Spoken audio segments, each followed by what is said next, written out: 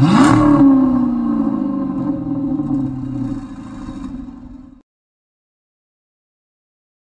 guys, today's video is all about Plymouth. I saw a few comments here and there suggesting that I do something about the cancellation of the brand, so that's exactly what we're going to do. First we'll look at the history of Plymouth, and then that will lead us up to their cancellation and the reasons for that. I'm not going to go too in detail for the history, but I will give a decent overview for the brand before we look at their demise. I also want to go over a list of Plymouth production vehicles at the end of the video. So let's jump right into it. Plymouth was a brand of automobiles under Chrysler Corporation, as well as during the Daimler Chrysler era. Originally launched in 1928, the goal was to compete in the low-price market that had been dominated by the other American companies, Ford and Chevy. The first Plymouth was introduced way back on July 7, 1928 at Madison Square Garden, and while it was priced a little bit higher than the competition, the vehicles offered some better standard features like expanding hydraulic brakes. The very first models were the 1928 Model Q, 1929 Model U, and 1930 30U. That very first model was named a Chrysler Plymouth, but by 1929 the Chrysler name was dropped, leaving Plymouth as the standalone company. These had been reworked and rebadged Maxwell cars, which were vehicles that Walter P. Chrysler had acquired when he took over the Maxwell-Chalmers Car Company in the 1920s. As for the logo, it was a rear view of the Mayflower ship, which had transported the first English Puritans, known today as Pilgrims, who landed at the Plymouth Rock in Plymouth, Massachusetts. The logo would stick around until 1961 and would change 7 more times over the years. Chrysler released a quote that you can find on screen, speaking about the endurance, strength, and freedom of the Pilgrims. However, the Plymouth name actually originated somewhere else. Walter P. Chrysler wanted a popular name, something that people would recognize instantly. In a Chrysler boardroom, Joe Frazier responded to his boss, saying, quote, "Well boss, why not call it Plymouth? That's a good old American name. Ever heard of Plymouth binder twine?" End quote. To which Walter responded, quote, "Well, every goddamn farmer in America's heard of that." End quote. And so the Plymouth name stuck. Many felt the negative effects of the Great Depression in the 1930s, but Plymouth continued to sell well with their lower-end vehicles, helping Chrysler survive this rough economic era. All Chrysler divisions, including Chrysler, DeSoto, and Dodge, were selling Plymouth vehicles, and the brand was selling the third most vehicles of all the car manufacturers just a few years in by 1931, and the high sales would continue throughout the next few decades. One important model during this time was the Standard 6, which used a mix of Dodge's DP chassis and Plymouth's PC body. The Standard 6 would get shipped all across the world, and it had production for a whopping 26 years from 1933 to 1959. By 1939, Plymouth sold 417,528 vehicles in just that year, and then 18 years later by 1957, they were up to 726,009 vehicles for that model year. And 1955 would also see the first Plymouth V8 engine as well. Things started to decline just a bit by the 1960s. Some models were suffering from poor build quality and poor rust protection, and this would definitely damage Plymouth's reputation a little bit.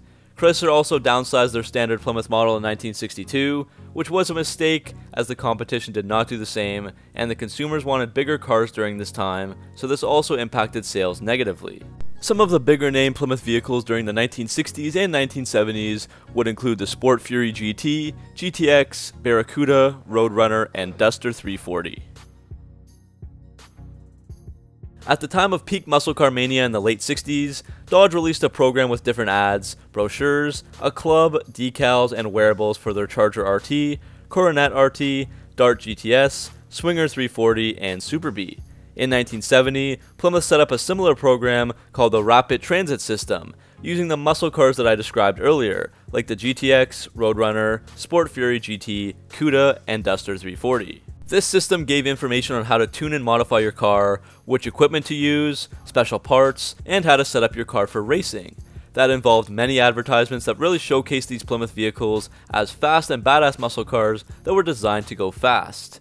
1973 would be the best year in sales volume that Plymouth would ever experience, selling 973,000 vehicles. Of course, the 1970s also brought the iconic Barracuda and Cuda e-body muscle cars, but they only lasted until 1974 due to the changing world, which involved increased safety and emissions regulations, higher gas prices, and an economic downturn. From the 1970s and onwards, most Plymouth vehicles were rebadged versions of Dodge or Mitsubishi models, including the Valiant, Volare, and Acclaim. One big seller was the rebadged Plymouth version of Chrysler's new minivan. From 1974 to 1983, it was the counterpart of Dodge's Sportsman, and it became a Chrysler minivan from 1984 to 2000. It shared components with the K platform, like the Plymouth Reliant and Dodge Aries. The Voyager was also on Car and Driver magazine's 10 best list for 1985.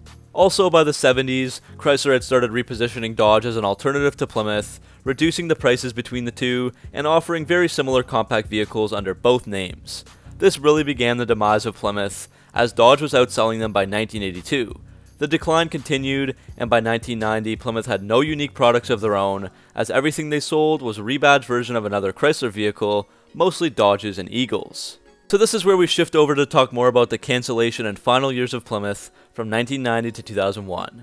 Due to all the overlapping from the rebadged vehicles, Plymouth didn't really have their own identity as a car brand, and there was nothing special about them that would really attract buyers, especially now that Dodge was outselling them. People tend to gravitate towards more popular things, and most of them would just go to a Dodge by this point. Chrysler really did try to revive the brand by separating it from the others.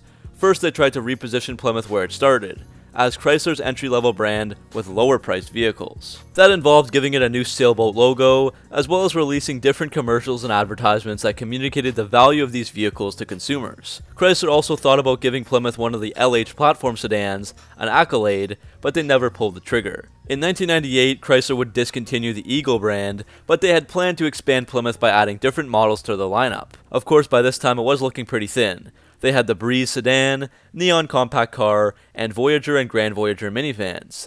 They did add one new model, the Plymouth Prowler Hot Rod, which helped to attract a lot of attention. But that would end up being the very last vehicle that was unique to Plymouth. Chrysler was also planning to release the PT Cruiser as a Plymouth, and they had also had some sweet concepts in the works. Those included the 1995 Plymouth Backpack, 1997 Pronto, 1998 Pronto Spider Convertible, and 1999 Howler and Voyager XG. All of those efforts were starting to turn things around. If we look at the 1997 production, there were 178,807 cars and another 187,347 Voyager models sold under the Plymouth brand. But Dodge was far outselling them with over 448,000 cars and 355,000 Caravans. However, in just 2 years, Plymouth's sales overall rose up to 392,734, with over 195,000 cars and 197,000 Voyagers. That is only a small increase of 7%, but still that's some good growth for the brand under some tough times. However, everything went downhill with Chrysler's merger with Daimler-Benz AG. Chrysler was the one trying to revive their nostalgic brands, but Daimler couldn't really care less, and they looked to the numbers for an easy decision. From that peak of almost 1 million cars sold in 1973, Plymouth was down to under 200,000 in the 1990s, and the best-selling Voyager minivan was getting outsold by double the Dodge Grand Caravans. Ever since the merger, the Germans were cleaning house by changing out all the top American executives and replacing them with their guys. The American executives often got retirement packages and rode off into the sunset, while Daimler now had the ability to make more decisions with their people in power. Once they were calling the shots, they didn't care about reviving Plymouth as it wasn't a big deal to them. There was almost no Plymouth presence in Europe, so they didn't care much about the heritage of the brand and keeping it alive like Americans would. They also felt that the dealers weren't losing much, since they could just continue to sell Dodge vehicles instead. Out of the 2,957 Chrysler dealers at the time, all of them sold both Chrysler and Plymouth products, except for 3 of them, so that wasn't a big deal either. And the Plymouth name had to go instead of Dodge, because most of the Dodge dealers were not Chrysler Plymouth dealers, so that would cause a lot more financial disruption. One of the jokes going around at the time was, how do you pronounce Daimler Chrysler? Well, the Chrysler is silent, and that's pretty much what was happening here. On September 23rd of 1999, there was an article from the Detroit News talking about potentially canceling the brand, and sure enough, on November 3rd, 1999, James Holden, the president of the Chrysler side of Daimler Chrysler, announced that Plymouth would be discontinued after the 2001 model year.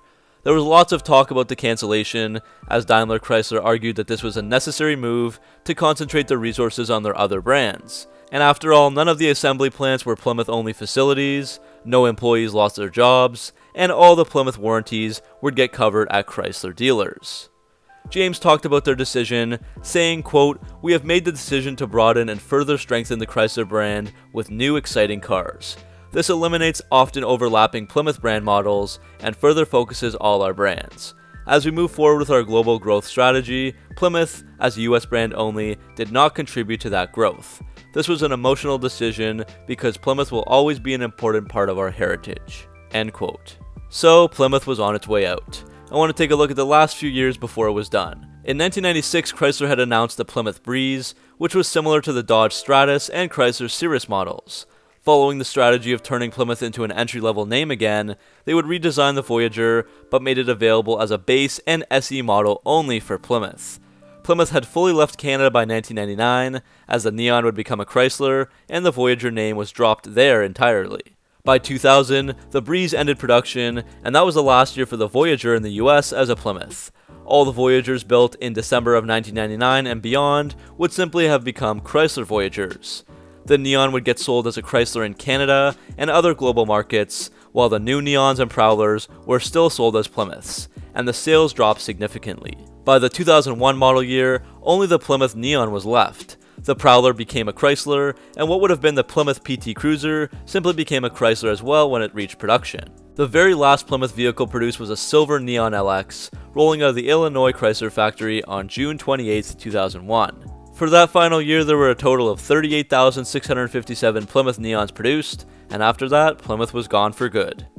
At the time of cancellation, Brett Beamer, who was the chairman of America's Research Group and an expert on marketing and brands, said, quote, "To a great extent, the brand has become a non-brand. It has not been nurtured or built upon for the last few years. They won't necessarily save money, but they'll consolidate their advertising dollars to a limited number of brands and do it better." End quote. He also said that the Dodge brand was getting weak. Quote, "I'm sure that Chrysler has been debating dropping Dodge for years. It's probably easier for Daimler to make that decision than for Chrysler." End quote. But of course Dodge would live on.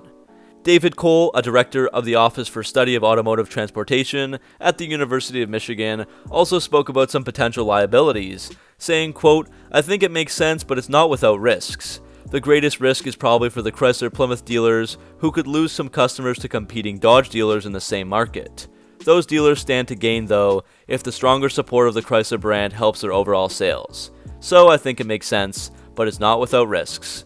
The growing strength of light trucks and sports utility vehicles, neither of which Plymouth offered, probably hurt the brand." End quote. After 73 years, from 1928 to 2001, the Plymouth brand had officially died. They had their loyal fans and some good things going for them, but they lacked the corporate sponsorship and desire to keep the brand alive. The same thing would happen for other brands, such as Oldsmobile, Pontiac, and Mercury. In the end, it wasn't a financially destructive decision, but it did hurt many emotionally. Now I do want to show a list of 37 passenger cars on screen, so you can have an idea of some of the Plymouth vehicles that were released. I'll show a quick picture for each, along with the name and the years produced.